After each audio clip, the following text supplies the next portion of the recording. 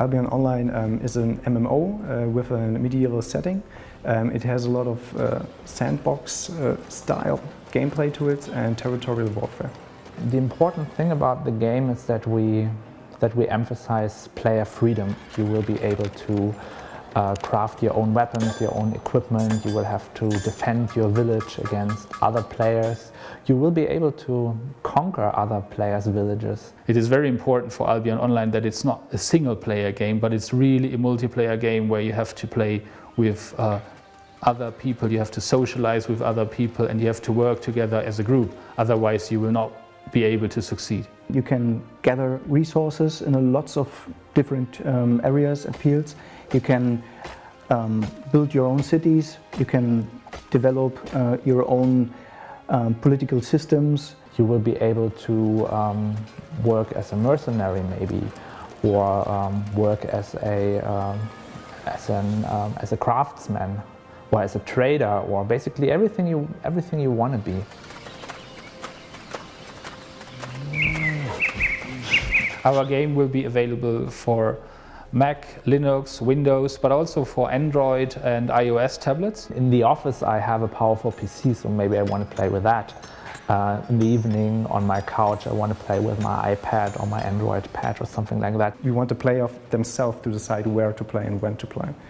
It was pretty clear that we have to do something different, like coming up with something very clean, something which you can easily read from the distance. The only way of to support the style and to make sure that the audience can read all the characters and all the details in the game was to massively overdo the style by going into cartoon a little bit, or into extremes in the shapes and in the colors and everything.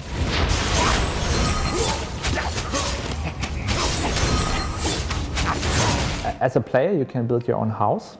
The most simple house is a tent basically. The most expensive house will be more like a palace actually. You can build different kinds of buildings like forges or sawmills, a carpenter's workshop, a stonemasonry.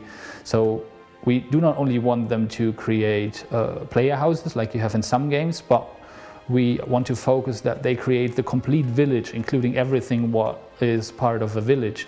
My favorite building will be the academy, I think, with the old wizard, maybe with some broken experiments which will blow off the building from time to time. That's what we are planning, with lots of effects from the window, and you from the distance realize, oh my goodness, the old wizard is on the work again. Creating buildings is usually a team effort. More simple buildings you can make yourself. You can build your own tent probably, but if you want to build a larger fortress or something, you will need the help of other players. We have a complete industry and variety of different buildings. Overall in Albion Online we have 50 different buildings and still implementing more day by day.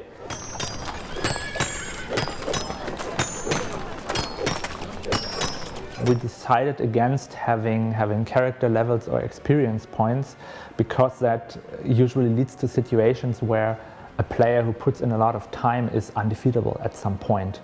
The player defines himself only with his items he carries. So when you want to play a mage or when you want to play a warrior, you choose the items that fits your character and your play style. So for example, when you want to have melee damage, but you want to also have the ability to heal yourself or to cast spells, you can do that with combining spells with your self-crafted items and have a kind of configuration that fits your playing need. You can mix any way you want, and it's probably exciting to figure out how certain combinations are beneficial. It may even make sense to combine the wizard head with the battle axe. So we want players to experiment with that, to figure out what set of equipment supports their playing style. You have 6 to 8 items you can wear, like weapons and armor, that configure your whole configuration you want to have for your playing style.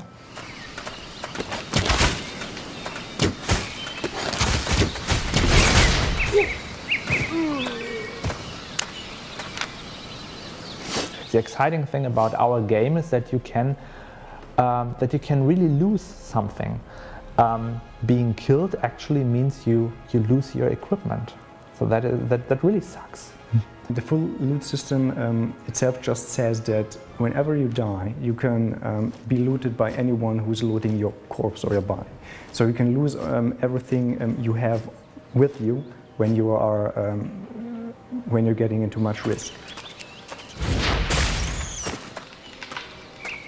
A whole economy is built on resources, on buildings, and out of these two components, creating and crafting the items. There will be an auction house in the game, which is actually not really an auction house. It's more like a public marketplace where you can offer stuff and buy stuff from other players. So it's not an auction house in the sense that you have to bid for something and the highest bid wins. No, it's more like a marketplace where you can offer stuff you've gathered, stuff you've crafted, and other players will be able to instantly buy that from you. What I really like about the game design is that you can build your city, that you can build your realms, that you can build your political systems, where at the end, hopefully, armies will clash as kingdoms will come and go. And this is, of course, the aim of the whole game. And you can really play any way you want. And me personally, on some days I just want to gather resources and build something, and on other days I'm in a different mood and I just want to go out there and kill something. And you can do both in the game, and that's fantastic, I think.